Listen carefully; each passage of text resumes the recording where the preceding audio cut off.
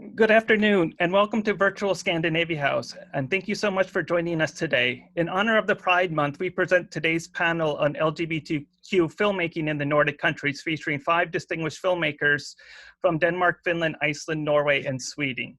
Moderating today's panel is Nick McCarthy. Nick is the Director of Programming at NewFest, New York's leading LGBTQ Film and Media Organization. Nick has been with NewFest since 2016, where he's curated and oversees NewFest year-round programming, in addition to the annual International LGBTQ Film Festival, which was founded in 1988 and last year featured over 160 films from more than 30 countries. Today's panel is supported by the Nordic consulates in New York, which includes the Consulate General of Denmark, Consulate General of Finland, Consulate General of Iceland, the Royal Norwegian Consulate General, and the Consulate General of Sweden. Thank you so much for your support. Scandinavia House will continue to host a series of online events in the coming months, including film screenings, lectures, literary events, and workshops. And when it is safe to do so, we'll actually host events at our New York headquarters. So please visit scandinaviahouse.org and on our social media channels for everything that we have to offer. Now, please welcome Nick McCarthy, who will introduce the panelists. Thank you so much, Kyle, and thank you, Scandinavia House, for putting on this wonderful panel and bringing together these brilliant Nordic voices. I'm honored to be speaking with them today and hearing about how they get their projects funded and why their work is so essential to both the filmmaking community as well as the LGBTQ community. So I want to thank you all for putting this wonderful panel together, Kyle. As Kyle mentioned, my name is Nick McCarthy. I'm the Director of Programming at NewFest, which is New York's leading LGBTQ Film and Media Organization. Kyle did mention that our festival is 32 years old. Our festival is coming up this late October and submissions are still open for another month. We have 2 NewFest alums on this panel here, actually, in fact. I know, maybe even more. Submissions are open, and in solidarity and support of the Black Lives Matter movement, we are currently waiving submission fees for any Black filmmakers or Black stories to be submitted.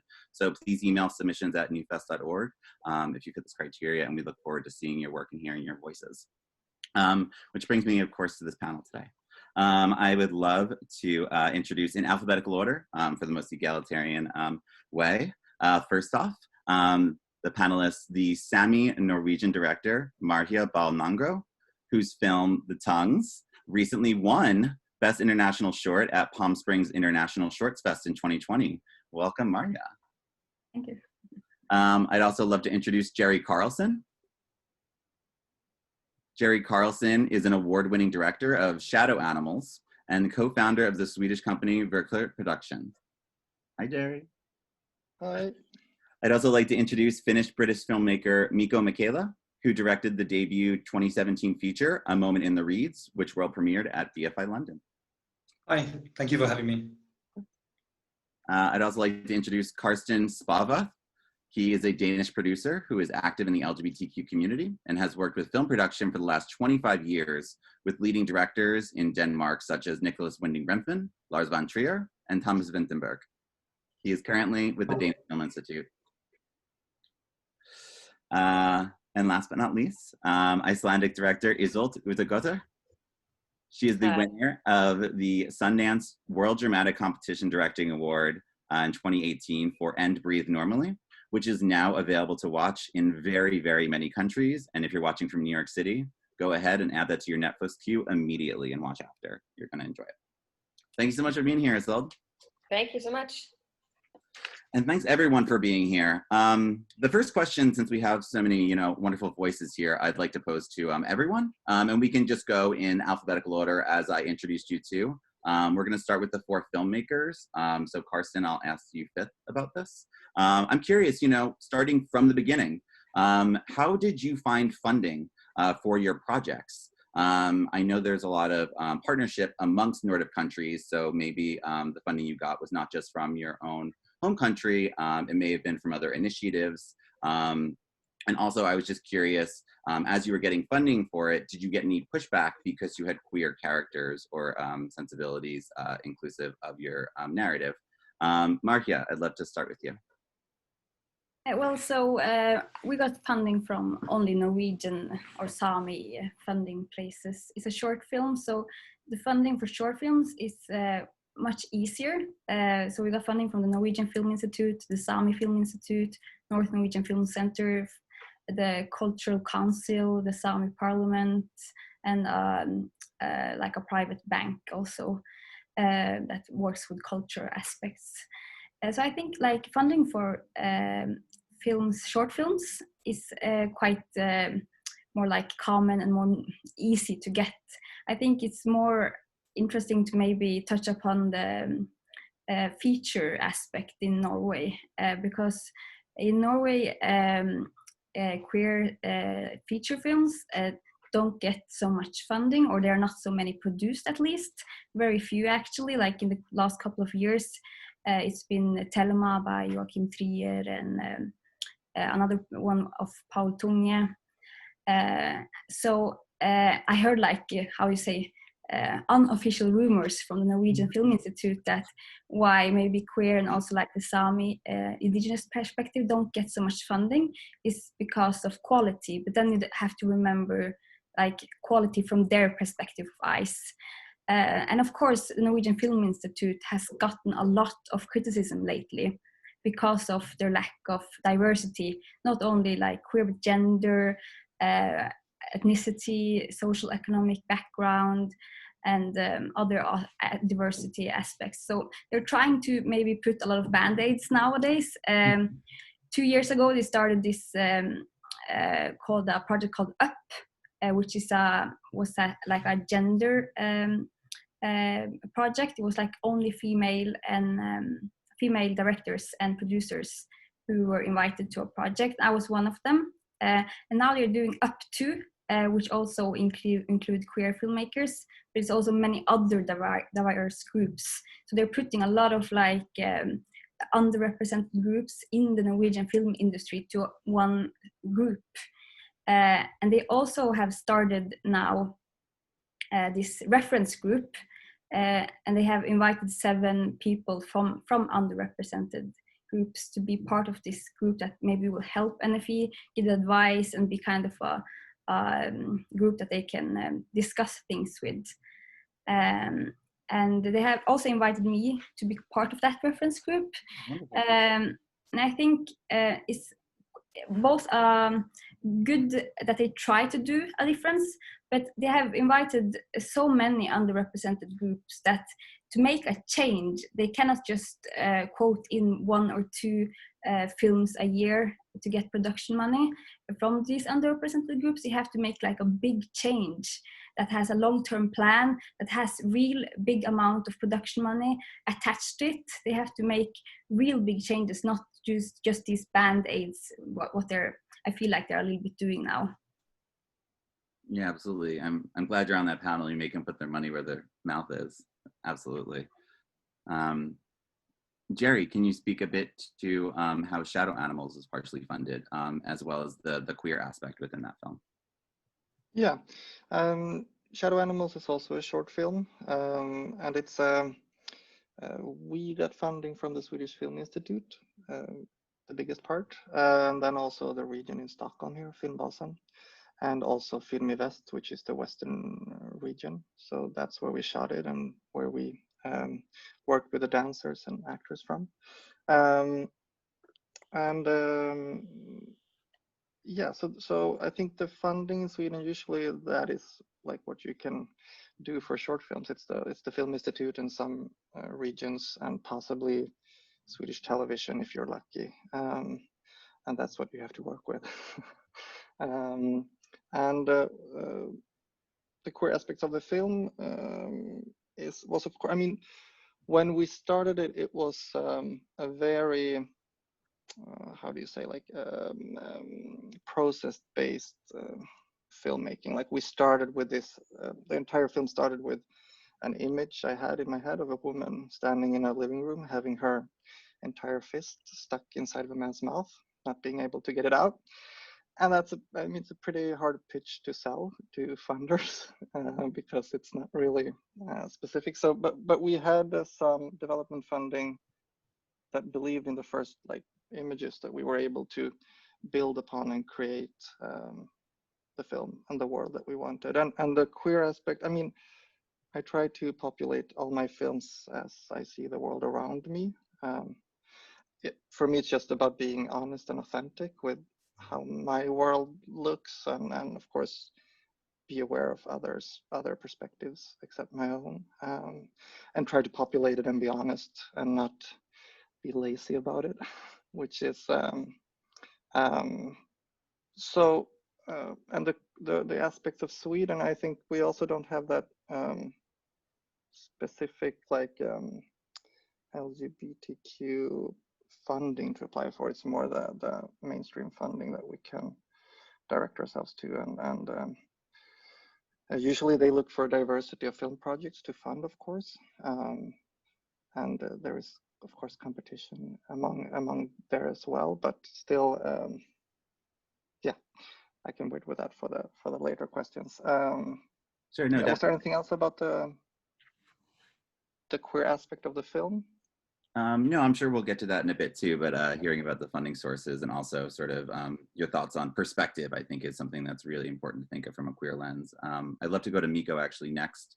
Mikko, can you talk a bit about A Moment in the Reeds, this debut feature that you made, and it also focuses, of course, on Syrian refugee. So Mikko, Yes. speak a bit to on funding for this. Yeah, so in fact, the film was made entirely outside of the traditional systems or the traditional routes. We made it completely independently for a number of reasons. Really, it felt like it was an extremely urgent story, and I didn't want to get stuck in that development hell. Or like it didn't feel like it could take 3 years to make. So I wanted to make it in the summer of 2016 and get it out as soon as possible. And also because of the way that we worked, it was a slightly unconventional way of working because of the improvisational approach as well, and it was based on a scriptment. So which is a kind of project that I didn't expect also the Finnish Film Foundation or any of the traditional funders to support. Like that, and also I didn't really have many connections in the Finnish film industry at the time. I'd lived in the UK for several years, so we gathered the money really to kind of together from some private funding, some private investors, crowdfunding, and also worked on profit share to make it possible. But in terms of the funding culture at the time, that was another reason why I didn't feel like even trying to apply for funding for it, because when we made it in 2016, there hadn't been any feature-length queer films, or at least no feature-length films that were explicitly focusing on a same-sex relationship, and that was part of also another reason why I really wanted to make the film very, very urgently, to begin to provide that kind of representation in Finland as well. So we actually kind of bypassed those routes entirely in the making of the film. But that said, now there is in that same year there were 3 queer films that came out of Finland. One of which was Tom of Finland, which was publicly funded, and now there's a large production as well coming out about Tove Jansson, who's the creator of the Moomins, and her which also will feature her first love affair with a woman. So the Finnish Film Foundation is definitely also beginning to support these projects. But at the time, we decided to go another route. Oh, that's great. Yeah, I know that Tom of Finland was actually the Academy Award submission for the country too. So glad to see that kind of institutional support too for queer filmmaking. Ísold, I'd love to hear a bit about and Breathe Normally and funding. And of course, I know your big premiere at Sundance resulted in a prize. Can you speak to any initiatives both before and then maybe even after the film went to distribution? Yeah. yeah, I'm inspired by, you know, Mikko telling us about the going out of the system, because of course I had those feelings throughout the process. It felt like it took forever. It just felt like for a long time, like it would never happen. And it was a big struggle for me for a long time. I know you asked about, you know, LGBT representation in terms of getting films funded. I mean, the funders specifically choosing those types of projects. I don't think that there was any awareness on the behalf of the Icelandic funders to support those types of films, because the LGBT film community in Iceland is tiny. It is incredibly tiny. It's so tiny, it's like could fit in like a bathroom or something. So it's that small. But I think what I was maybe more struggling with was the fact that women filmmakers didn't have a voice for the longest time. So all of the films that we were seeing were relatively male kind of driven, with male characters, and, you know, kind of heterosexual male characters. That's what we were seeing for a very long time. And so I feel like I was more kind of playing the women card, and women were kind of gathering and pointing out the lack of representation of women in general. But at last I did get support from the Icelandic Film Center, and that then was able to open doors to getting support elsewhere. And we did get support from the Swedish Film Institute. And I feel like at the time, Sweden was way ahead of us in terms of representing women or minorities or anything that was, you know, outside of the kind of mainstream. And we also were supported by the Belgian Film Institute in Brussels. And for that, you know, because of that support, we had to work with, of course, Belgian crew and cast, and the one of the lead characters in my film, Papatita Sadio, she is from Brussels. And that was also great for me, because I was looking for an African actress to play this part. And we have very limited, you know, trained performers in Iceland that are non-white. It's just because we are a country of 350,000. So you know, being able to find Papatita was incredibly helpful for the film. And so these were the three countries that supported the film. But I think to this day, Iceland tends to be a little bit behind in certain things, these types of representational, just these politics. We are behind. We have been our film industry has been very male, incredibly male, heterosexual. So I don't think people have consciously thought about gay cinema in Iceland very much. And even, I will keep this person unnamed, but there were people that were, you know, possibly involved with the project early on who said, do they really have to be lesbians? Why do they have to be lesbians? And I said, they don't have to be, but they are.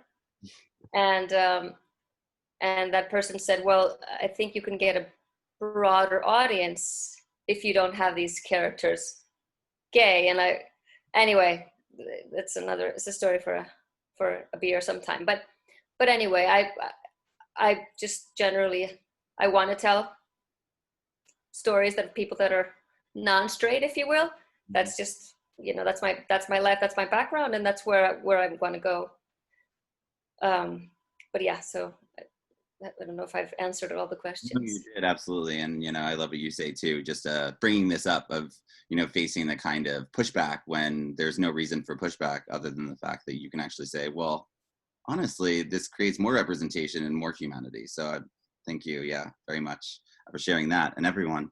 Also, by the way, if we've had such beautiful voices so far, if you have a question that you want to ask our filmmakers now that you've been slightly acclimated with their background and their funding and their work, go ahead and put in the chat box, and then Kyle will pull them up for the second portion of this conversation in a bit. So please feel free to put in any questions you have as you're listening, because I'm sure you have a bunch.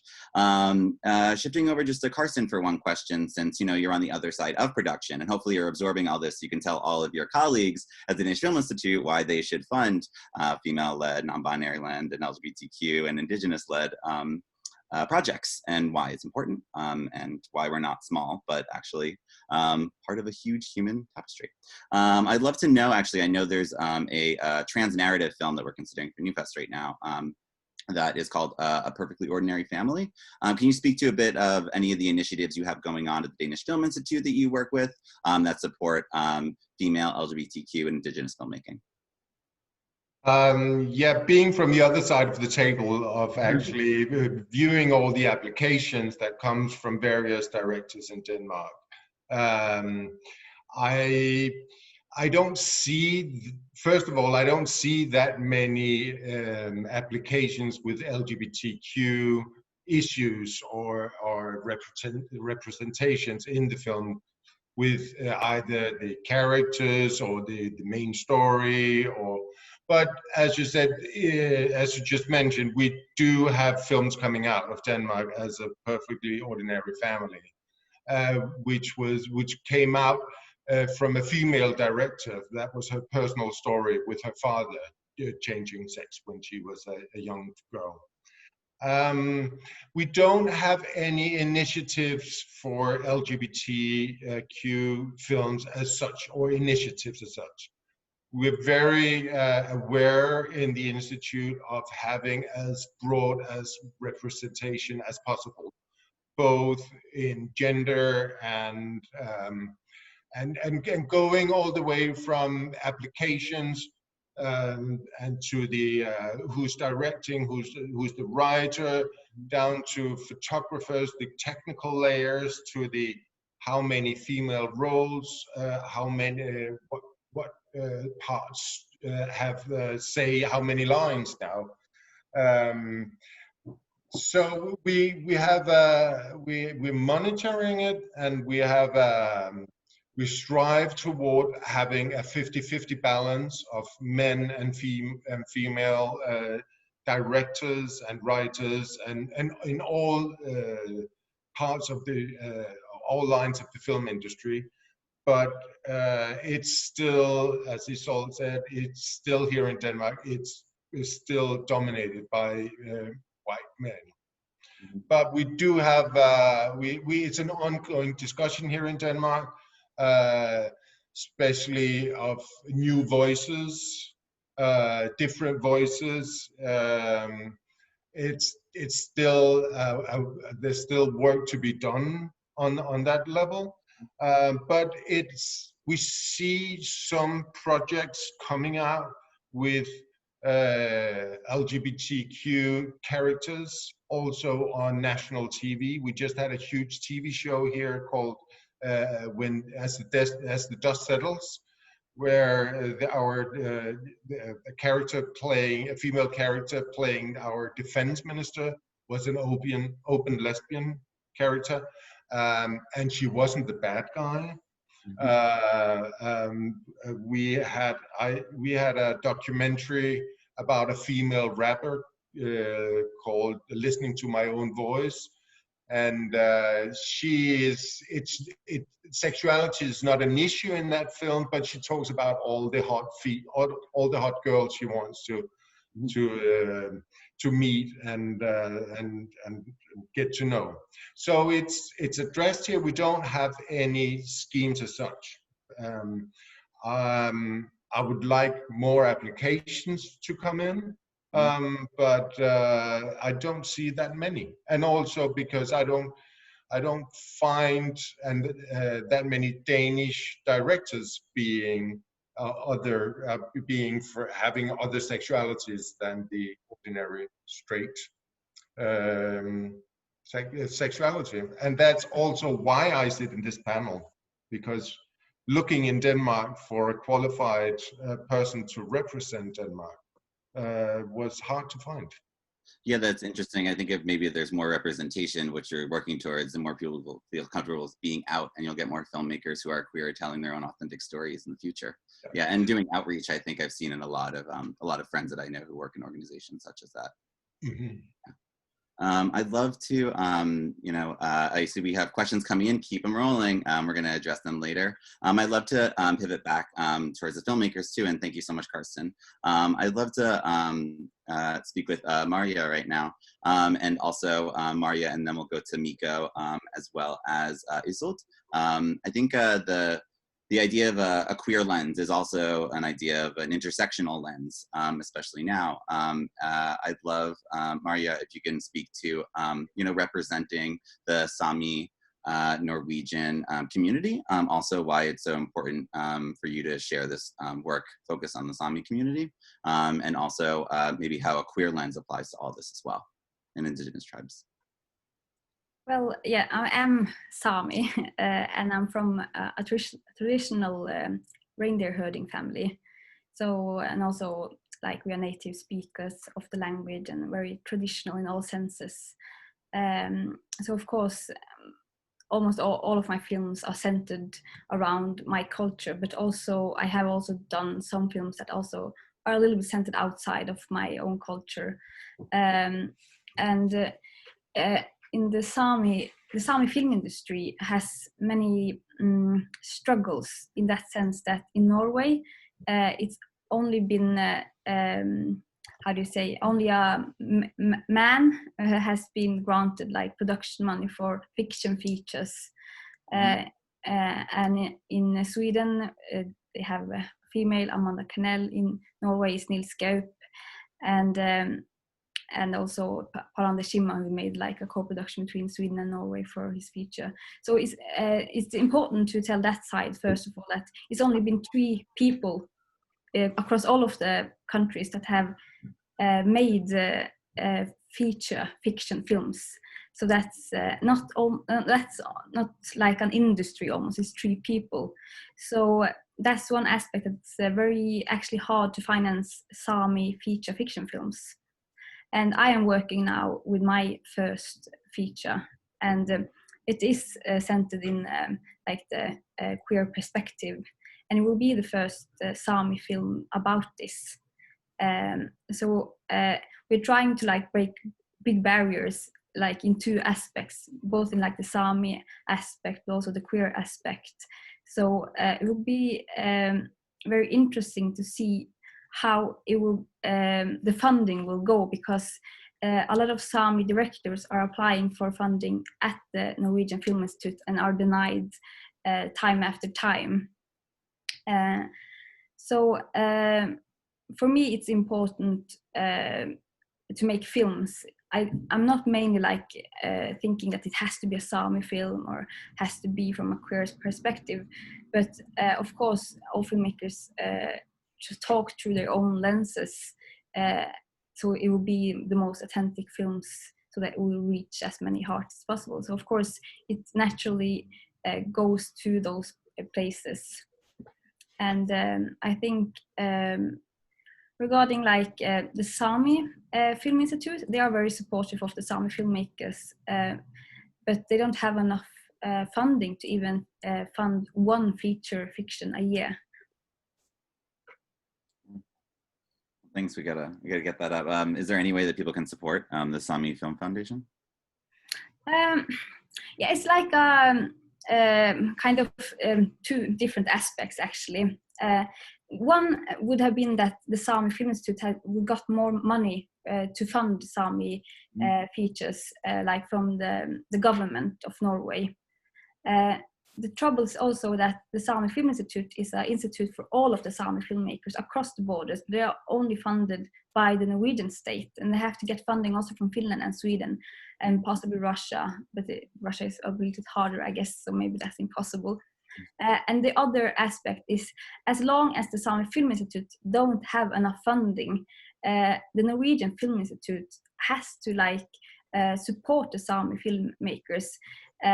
If neither of those 2 things happen, the Sami film industry will not develop in any aspects. Then we will only have those like, it's like this very small like entry point for the Sami filmmakers, and it makes that the industry cannot develop in any sense, because we cannot call 3 people an industry. That's like how do you say, castle of air, as you say in Norwegian. It doesn't exist. It's a mirage. It's like fake. So when people are talking about the Sami film industry, it's like a mirage, a hope for the future, actually. But I guess people don't want to acknowledge this big fact that we have a big problem in the Sami film industry. And as like a female also, it's has its own issues, and then you're making a queer project. Maybe in a way, now that diversity is like a big topic in Norway, maybe some projects will be easier funded now. But what happens in 3 years, 4 years? So I think maybe some filmmakers will get maybe lucky because it's a big topic right now, especially like what is happening all around the world with the Black Lives Matter, that is pushed really hard now, that they have to open their eyes for making other films than just straight white Norwegian. So it will be interesting to follow the developments now. Yeah, no, I like you say that we got to keep those eyes open in 3 and 5 years too, right? So thank you so much, Marja. And Mikko and Ísold, we'll go to Mikko first and then Ísold. I'd love to speak to the refugee themes that you have in your films as well. Of course, Mikko in Moment in the Reeds, there's a Syrian refugee, and Ísold, you have a Ghanaian refugee. So I'd love to, Guinea, Bisu. So Mikko, I'd love to hear sort of when you envision this, you know, commenting on the contemporary situation, making it a human story, if you could speak to that. Yeah, absolutely. I mean, I felt with making the film, it was very much a response to a kind of general aversion to diversity in Finnish society. That didn't, not just in terms of sexual diversity, but certainly in terms of ethnic diversity. And I just felt the Finnish cinema had also, as I think with many of the other Nordic cinemas, have been very, very white, very, very straight, and it didn't. So it didn't feel like I wanted to, you know, just provide queer representation. But it was when we made the film, it was 2016. It was at a time when there was this very, very sort of large swell of xenophobic sentiment in Finland, you know, following the arrival of a number of asylum seekers here, and it felt very urgent to begin to, you know, tell the personal story of someone coming to Finland, facing all of these challenges, and I very, very much, you know, wanted to kind of combine the queer perspective here, because and look at more broadly, look at what the experience of being marginalized in Finnish society is, because I think you can, you know, tell very much about a society through the way that it treats its different minorities, and I felt that Finland has had a very sort of homogenizing tendency historically, and I definitely think that the task for us as queer filmmakers is also to, you know, kind of highlight and interrogate structures of power in society from further perspectives, and not just in terms of sexuality, I think. Yeah, absolutely. That's great to hear. And Ísold, can you speak to this with And Breathe Normally? Yes, absolutely. Yeah, once again, I feel like Mikko's descriptions of Finnish society very much mirrors how I feel about Icelandic society. At least my inspiration for the film, which I began writing in 2012 and 2013, I had returned from 10 years of living in New York City, which of course is very diverse in every possible way. And coming to my home country, observing the Icelandic films that were being made and finding them quite, straight and white, as we have mentioned. And also recognizing refugees, which was something that was a little bit new in Icelandic society, the presence of asylum seekers in Iceland, and reading about their plights and reading about their struggles, and feeling like this wasn't being represented in our culture and in the art that was being created, didn't quite reflect Iceland entirely. It was just kind of reflecting a small portion of the reality that was happening in Iceland.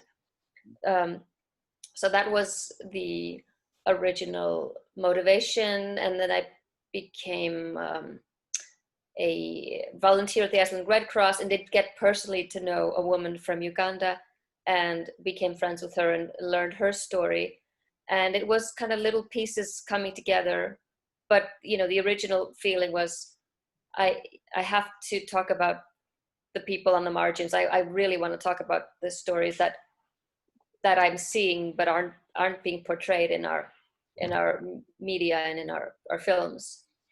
And like I mentioned earlier, the lesbian aspect, of course I could have made a refugee story without, you know, having it be a gay story, but that was something that I knew was just kind of instinctively was something that I was working with in terms of material. But the other bits and pieces came from, of course, my friendship with my friend from Uganda, and then also just by doing a lot of research and getting to know the community, getting to know the asylum seekers, and meeting with everybody that was involved throughout it, because my also biggest fear was to make a refugee film about Iceland that didn't ring true and wasn't authentic. Mm-hmm. So I felt that was my responsibility. I can't break the rules, or, you know, it can't be Disney. It has to be how the system works. Yeah. But but it took a while, but it came together. Yeah, no, it's great to hear the work you did with the migrant community to have the most authentic perspectives. Thank you. Jerry, I'd love to actually go back to what we were saying before about queer representation in shadow animals. Also, it's interesting, we're talking about intersectionality with themes, but also with aesthetics. You know, it is a creepy haunted house, like queer horror film in a way of suspense. So can you speak a bit to that idea? Yeah, I mean, yeah, I joke sometimes and say it's this horror dance film comedy, which it's not, but it kind of is. Not that I intended to, but it kind of became that. And yes, I mean, of course, diversity of expression is important as well, because different people also enjoy different things. I think, of course, that's very important. But when it comes to like LGBTQ characters, I think it's more about how films are populated. And of course, for example, queer filmmakers or LGBTQ filmmakers have a trauma that likely is connected to their like identity and how they have been met by heteronormativity or a white normative system or stuff like that. And of course, that is something that is important for these filmmakers and creators, that they have to portray and deal with, because it's kind of from their own life. But I also think that every other filmmaker on the planet has to be aware about how they populate their films and how they create a diversity within their perspective as well. I mean, I don't only have gay characters in my film, but maybe I should, as a like reaction to how other films are populated. And it's such a, of course, there's been some changes lately, and I would say a lot of American TV shows and films are actually doing a lot of that change within one kind of filmmaking. Like, it's maybe not an artistic diversity, it's mainly a lot of commercial films that have are actually aware about it being a huge audience in the entire world that is LGBTQ, and not only looking at, you know, the gays in California or the gays in Arkansas, but actually looking at, there is a huge international audience here that is so thirsty for films and TV series, and to see themselves portrayed in film, to mirror their own life with other people. And I think especially for minorities and especially for LGBTQ people that usually most commonly grow up in a heteronormative family and can't really mirror themselves to anyone. They are the alien of their own life for quite some time. These images can become very, very important. And until today, we've had only a representation of the LGBTQ trauma, if you might call it that, to simplify it. But we mainly see characters that deal with issues that are connected to their minority and how the minority is met by the norm. And of course, as I said, that's a trauma, and it's important for everyone to deal with that. But I also am longing a bit for people to become aware about how the world looks, and that it's not about, I don't think film institutes are nice when they give diverse projects money. It is to look at the audience that is out there, and if you only isolate the LGBTQ audience in Sweden, it is not huge. So by default, it is considered to be a small audience, or maybe not a commercial project. But there is, of course, projects that have proven opposite. But if you look at an international audience, you have this huge audience that is also very, very eager to see films. And I think hopefully there will be some change in that during this generation. Yeah, that's great. I mean, you talking to positivity and celebration and also authenticity to these narratives is really great. Carsten, I'd love to turn to you, actually. We've mentioned both film and television. It's interesting to just hear about sort of, I think, progress in representation for the LGBTQ community and full diversity of such in both film and TV. It kind of goes back and forth. I was wondering if you could speak to film and TV projects, or where you see more openness to tell LGBTQ stories from your perspective, or at least what is being funded. Yeah, first of all, I just wanted to specify that looking at and validating applications, we always, at least where I'm from, we always look at the artistic qualification or quality of the project before anything else. It has to have a high level of quality before we consider funding it or supporting it, no matter what gender, sexuality, theme. That's the first barrier you have to cross. I sit in two different funds at the Danish Film Institute. I sit at one fund called New Danish Screen, which is debut new talents. You can only do your first feature at that scheme. And then I sit as producer at a fund called the Public Service Fund, which is the huge TV shows that we support. Both schemes has support fiction and documentary. In Denmark, the barriers between film and TV shows are slowly but surely disappearing. I mean, in terms of subjects, in terms of characters, in terms of artistic quality as well. We in Denmark, as I believe in many other countries, in most countries, there's the TV shows and the production of TV shows are rising dramatically over the last years, and the quality of the TV shows are also developing, and also picking up on subjects and characters that are not necessarily the very mainstream subjects or characters. So I see the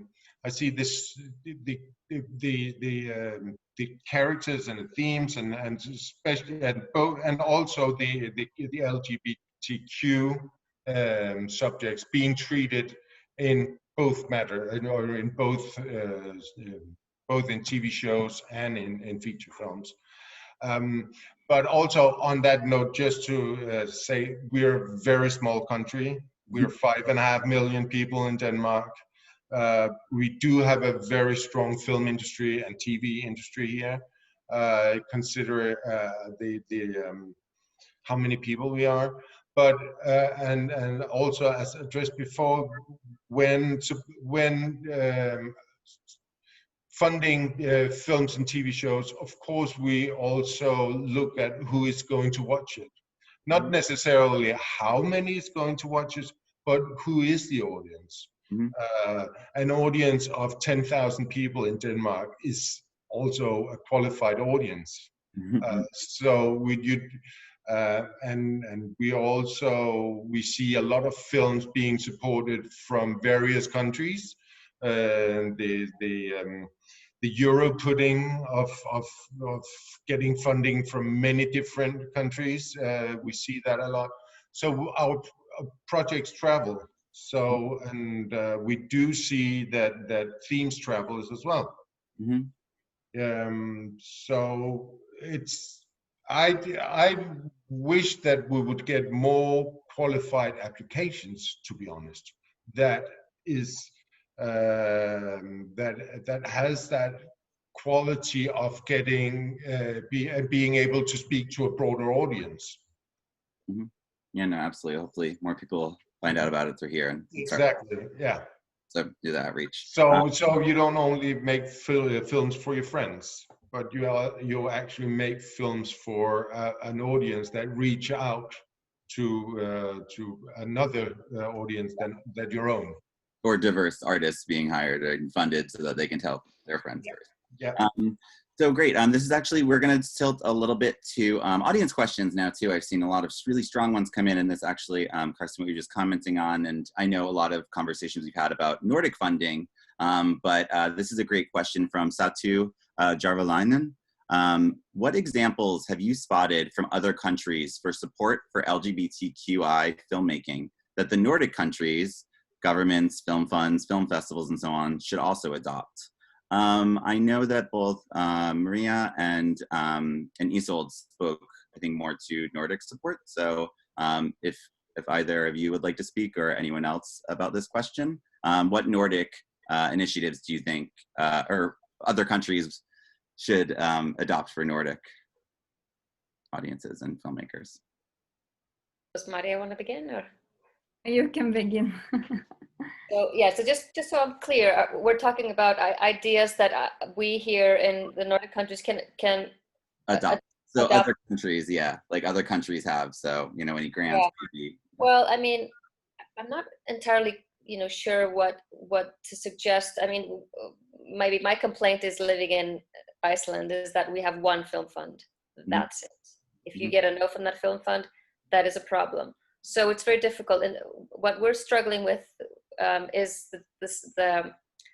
our language has an audience of 350,000 people if you count infants and 90-year-olds or 95-year-olds.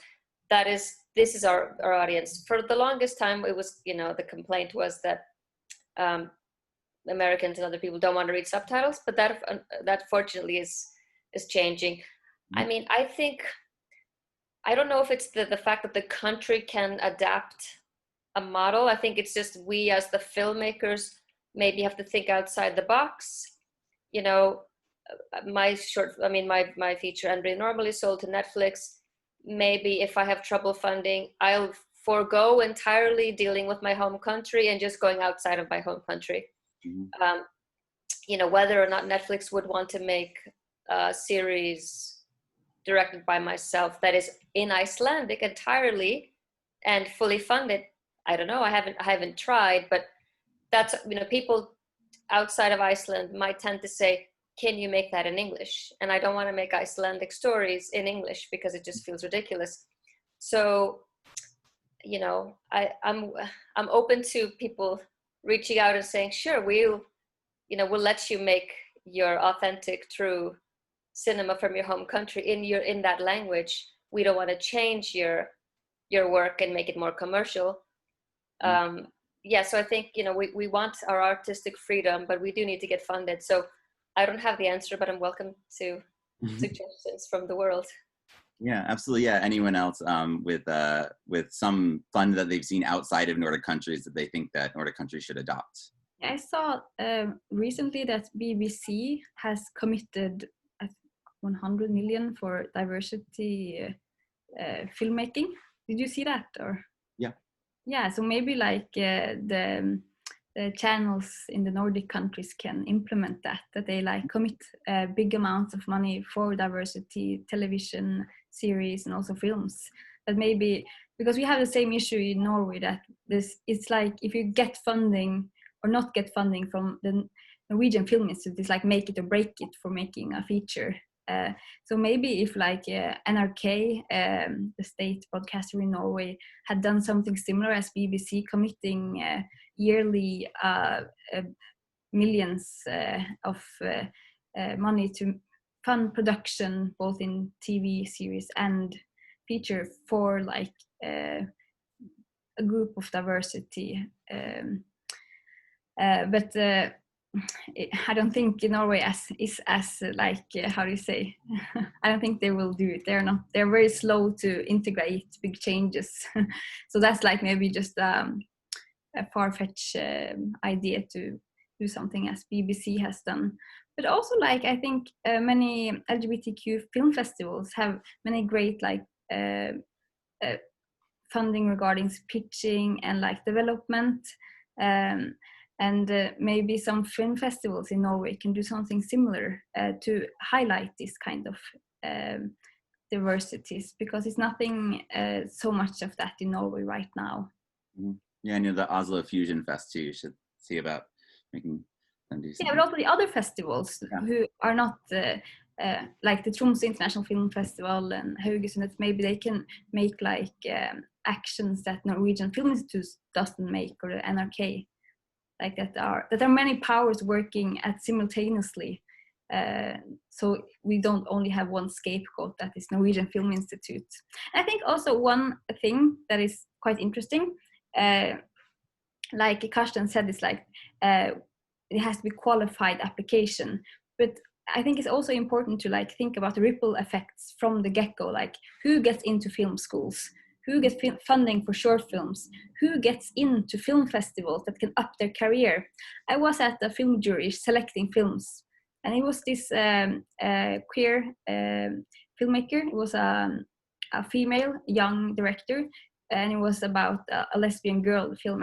And the two straight other jury members didn't want to take it into selection, and we argued the most about that film. It didn't have a national or international premiere at that point, so it hadn't been quality stamped by any festivals yet. Mm-hmm. So I was really arguing to get that in. The two other one didn't want it, but I triumphed it through. But what happened was that film got snatched up by Berlinale. Mm-hmm. So it seems like, and because people who are in deciding roles in every factor of every places, they are also kind of making the road to become qualified to making feature and television series very difficult.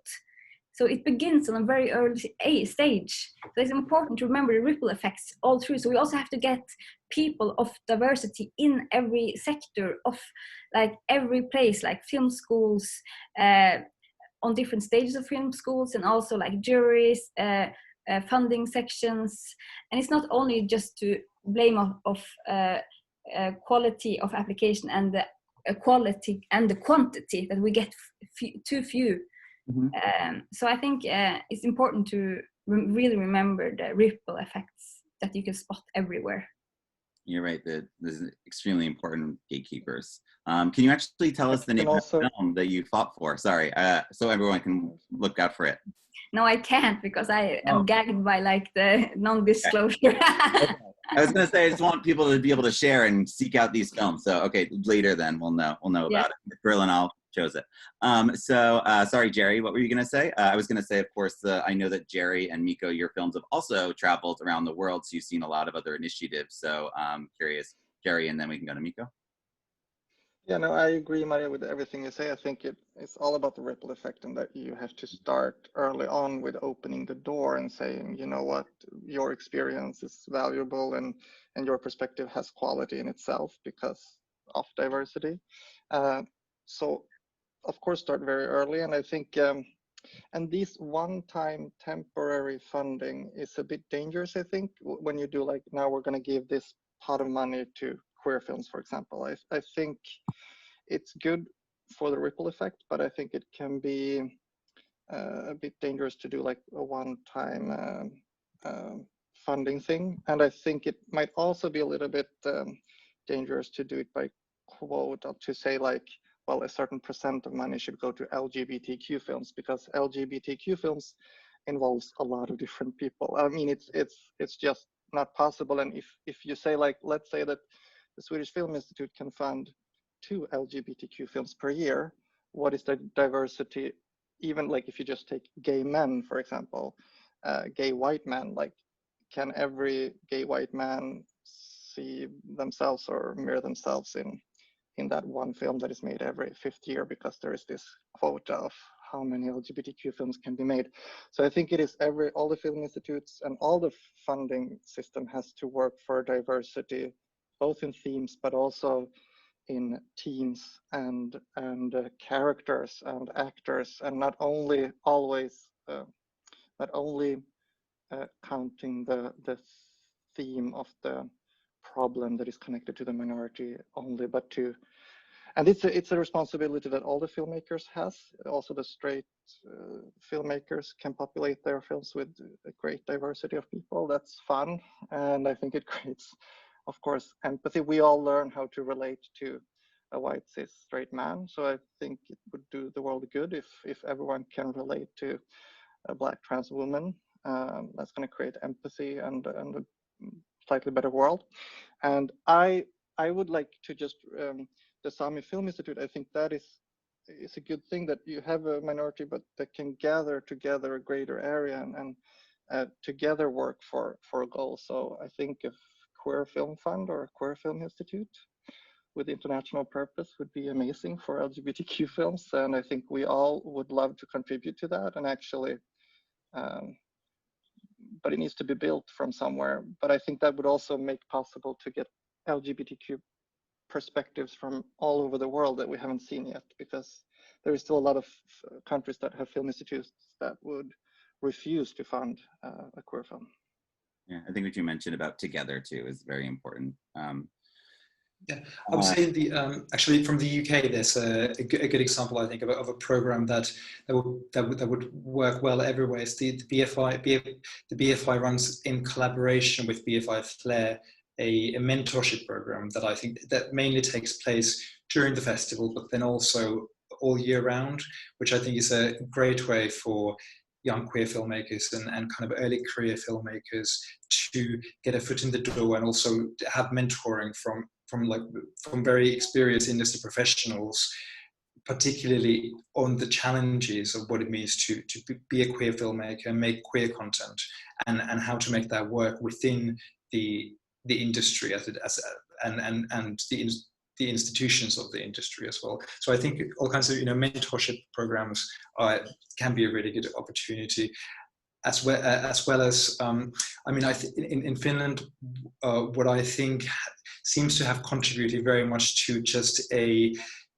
lack of diversity in the film industry, but also just I think a narrowness of scope is the fact that for decades, it's kind of changing a little bit in the past few years, but most of the projects that are funded by the Finnish Film Foundation or the other institutions will be directed by people who have gone to one specific film school.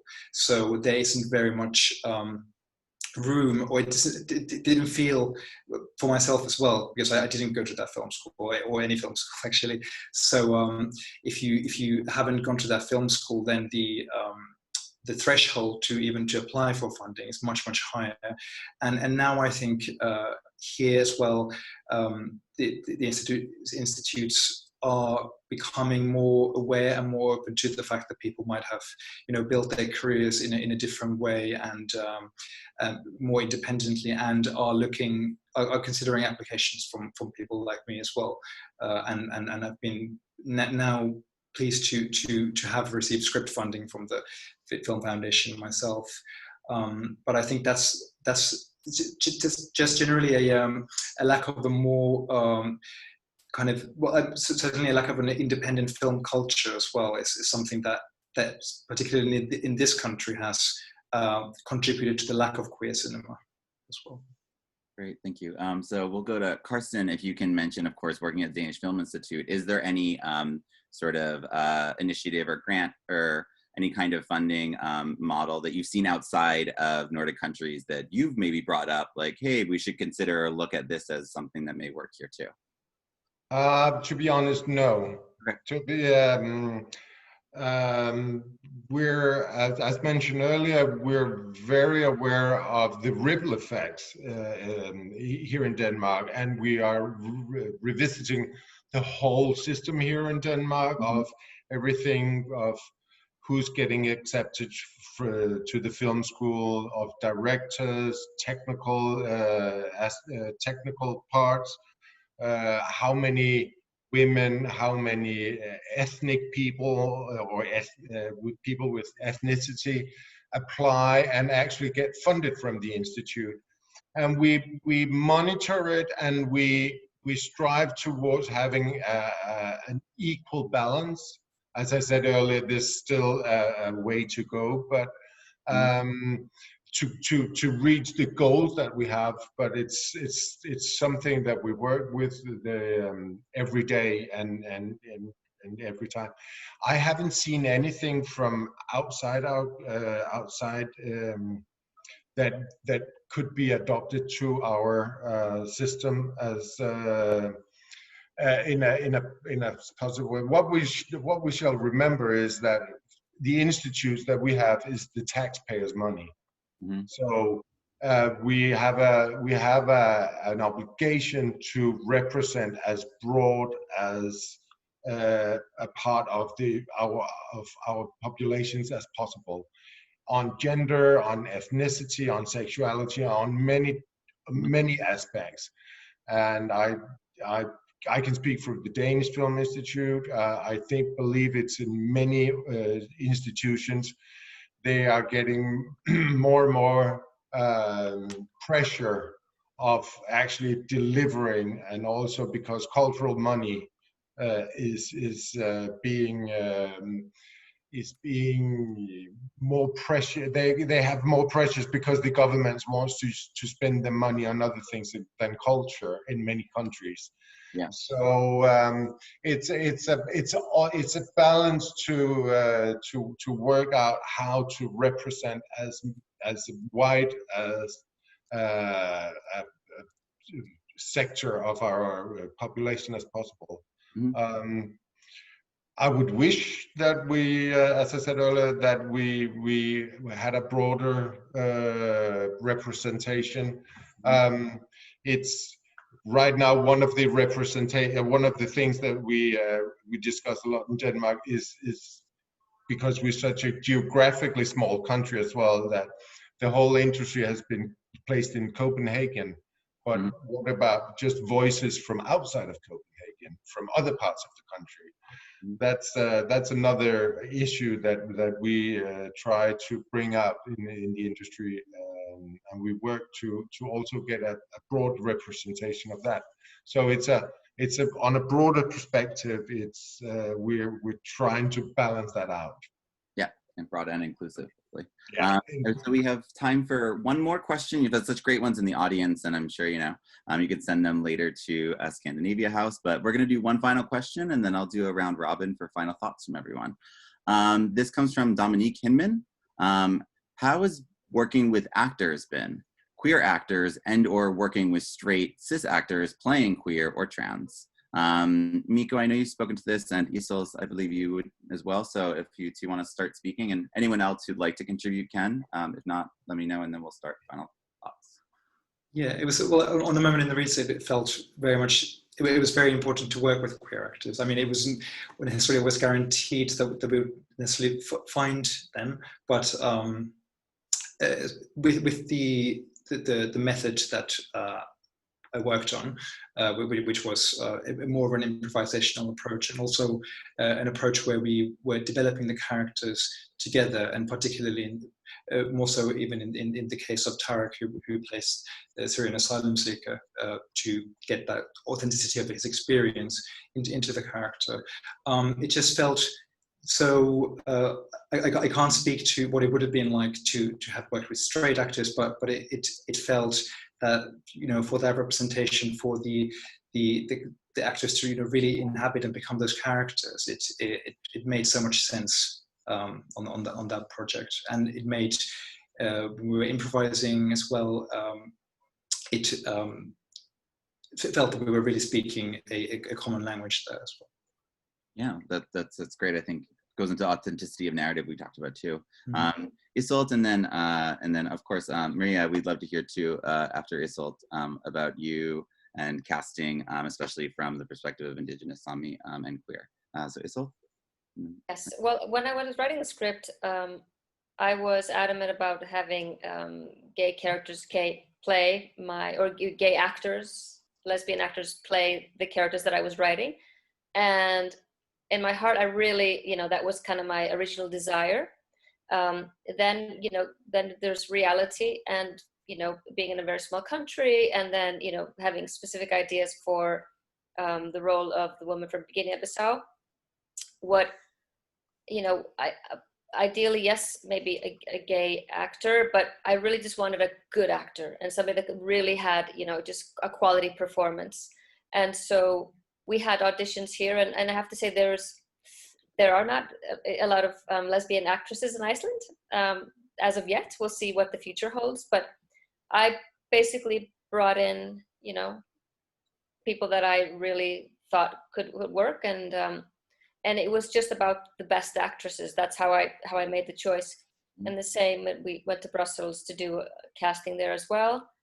And but, you know, fortunately, the actresses that I worked with were just incredibly ambitious, and they prepared themselves so well. So they did all of the work, both in terms of studying the background of, you know, the kind of the poverty-stricken mother, and then the asylum seeker woman from Guinea-Bissau. They, you know, they prepared very well. So it was just a great experience working with them. So I don't, you know, regret it. Although in the future it'd be fun to work with gay characters playing gay characters. Mm-hmm.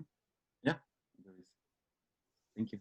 And from the Sami perspective, you're also very kind of a small group of people, the Samis, even though we are spread in 4 countries, and professional actors, there are not so many. It's not like a big acting scene. So regarding casting, I usually cast a lot of amateurs, and for the feature that we are like working on now, we are writing the script. We have thought a lot about this. How do we, is it important that the characters are gay, or is it just that we find Sami actors who dare to play gay? Because the Sami community is still a lot of secrecy, a lot of hidden identities still. It's not because of the traditions connected to the reindeers. It's you know, female, male that make children. That's how it goes on for generations. So a lot of people who are connected to the traditional Sami way of living still are hiding, especially if you're living on the village countryside. A lot of young Sami and also elderly Sami who are in some way LGBTQ, they are moving to the cities and they dare to be open about who they are there, but still a lot of people are not transparent in their own communities. Mm-hmm. So that we are making this film is we have to be very sensitive, and for us, we think the most important is that we find people who are comfortable with the film and also comfortable going into this kind of mind landscape that it is actually, because maybe as Norwegian or Finnish or Swedish, you have maybe have come a little bit further about this. We are have some big homophobia in our culture, unfortunately. So making a very sacred, safe space while making this film And also, to be honest, that when I have talked to people who could possibly act or maybe still closeted, so going out to say that, yes, we have casted actors who are gay, that is not our job either. To like, so for us, it's not, we're not going to target only people who are gay or openly gay. We will have the casting open for everyone, every Sami. Yeah, no, I think that's a great point. Thank you. I know we are running out of time, unfortunately. I wish we could all chat forever. I'm gonna just ask maybe final thoughts from everyone. I want everyone to have a voice for the end of this. We can actually go in reverse order and queer it up. Do a little from Ísold up back to Marja. So I'd love to hear sort of any final thoughts that you want to share after this really wonderful conversation about Nordic LGBTQIA cinema. And also, maybe your wonderful work we've spoken about. What is a film that you've seen recently that is inclusive of LGBTQIA characters and themes that you'd love to, from Nordic country, that you'd love to recommend to our audience as well, to go beyond this? That's a big question. Let's see. Oh no, well, sorry, I know this is yeah, that's well, when you're at Frameline, even like, you know, in the festival circuit for entries normally with queer festivals. The thing at the festival circuit is that well, I mean, yeah, I think, well, I guess what I'm, you know, mostly right now, because the Black Lives Matter, you know, movement, I've been more, you know, I finally saw the Ava DuVernay series based on the Central Park 5 story. So I know that's not queer, but I'm just, you know, kind of more marginalized. Like that was very inspiring, and I just recently finally watched that. So it's not queer, but it's where my mind was at the moment. So I'll have to get back to you on the other one, because it's, yeah, I have to think about it a little bit. That's a great recommendation, though. Yeah, When They See Us is also on Netflix. So yeah. Yeah, watch and breathe normally, you can watch When They See Us right after. Yes, exactly. That's the title. And yeah, incredibly important work. So she's an inspiration. Yeah. But in terms of final thoughts, I think, you know, what from what I learned from my process was just go with the instinct, because people will always kind of direct you in some way, sometimes in a more mainstream way, or there's the fear on the scene that something won't sell, or something is going to be too artistic, or the audience for something is too small. That's the fear kind of on the scene that I was feeling before I made or was able to, you know, secure all of the funding. So I would say, you know, don't dismiss the instinct, and don't dismiss the original desire and the original purpose of making the work. Because a lot of the decision makers and the gatekeepers, they speak from fear. So don't let them control the artistic voice. That is something that I really felt along the way, that you're always at risk of losing your voice. That is what could happen. So avoid that. Great, I love it. Let's be true to yourself. Thank you so much, Ísold. Carsten Sparwath. Well, first of all, I'd say I'm full of hope that we will go in a more positive direction of seeing more and more films with queer or LGBTQ characters and issues, and where it's not an issue, or it's not a problem described being that character or being in that community. I feel very fortunate. I'm from a country where being gay or having a different sexuality from the straight is it's not something that you should be aware of in terms of getting a career or speaking your voice. We have many different voices. I see more and more voices, different voices being or surfacing. So I feel very fortunate especially when I see some of my neighboring countries going south of our borders, where that has horrible conditions in this area. So I feel fortunate, and I feel we have an obligation also to actually keep telling these stories and keep addressing these issues, to speak out and show people that from countries and areas that are not as fortunate and as we are here in the Nordic countries, that it's your life as having a different sexuality than the normal straight is it's a good life, and it's a life, and it's worth telling stories about, and interesting stories about. So I feel fortunate that we're able to actually tell the stories. Mm-hmm. and make this kind of art without being having any other problem, being persecuted or actually having to hide, or we have the possibilities to actually get funded. And that whole invisibility and representation will hopefully exactly, yes, as well. Yeah. Great, thank you so much. And Mikko, if you have final thoughts and maybe another queer or title.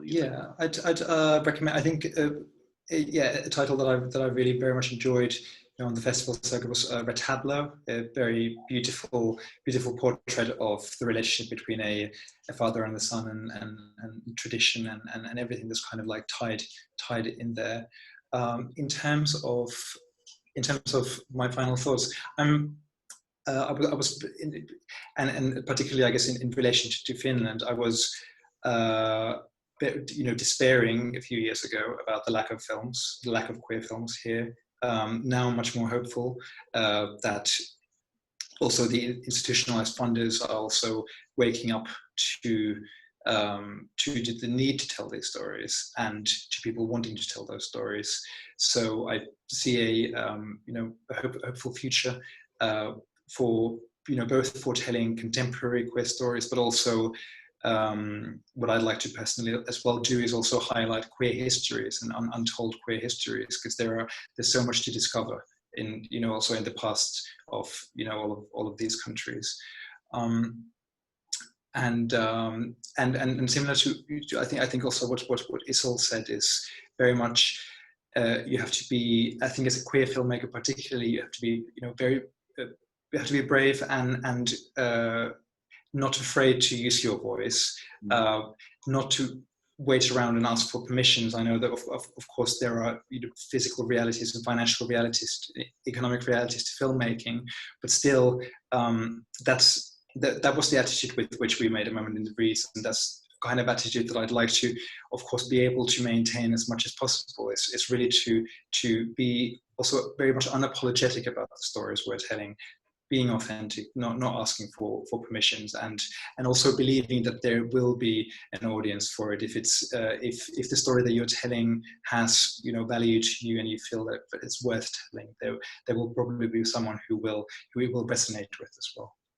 That's wonderful. Thank you, Mikko. Jerry Carlsson?